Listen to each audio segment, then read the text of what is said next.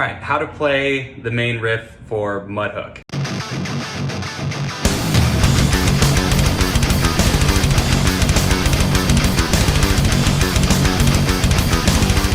It's pretty simple, but pretty hard to get a hold of, as it combines a lot of belligerent 8-string genty mess with some nice high chords. The biggest challenge is being able to separate those two and going between each and muting the other strings. With this amount of distortion, and especially with these really low tuned strings, it's really easy to have strings vibrate when you don't want them to. So that's the biggest challenge here, is switching your muting between the lowest string and the high chords. So to start off, you just take one finger, mute all the strings except for the lowest.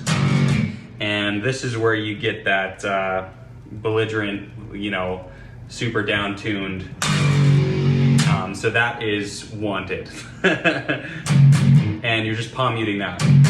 And then with your third finger or pinky, you're gonna bar the 14th fret on the top 3 strings. And you're just going between the two. And then having it open. It's pretty fast. But that's what you're doing. And you really want to mute all these strings and just kind of it kind of feels like you're smacking your finger on the fretboard a little bit, because you just want a quick chord and then get it out of there. So to me, it kind of feels like I'm, hitting it, like it would be like a key on a piano or something with my left hand. And then here's the tricky part. So once you get that open chord, then you want to bend that first fret while also muting the high strings.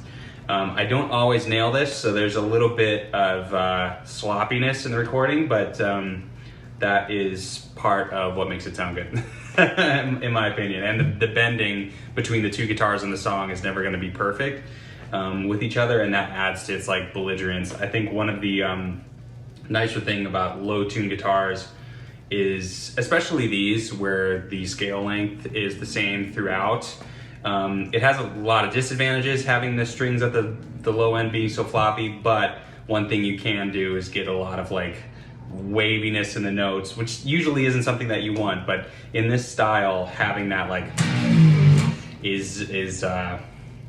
adds to its belligerence, is what I'm gonna call it. So anyway, bend, and then 3rd fret, same type of deal. I usually use my pinky. 3rd fret, top 3 strings, and then another palm muted note there, but on the 1st fret. So that's pretty tough, mainly muting that high chord.